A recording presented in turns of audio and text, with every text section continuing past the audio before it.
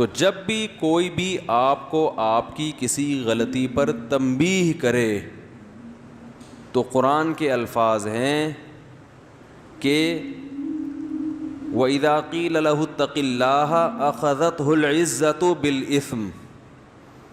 اللہ نے جو بڑا نافرمان ہے نا، بڑا نافرمان، اس کی علامت بتائی ہے کہ جب اسے اس کی کسی خطا پر تنبیہ کی جاتی ہے تو اس کو اس کی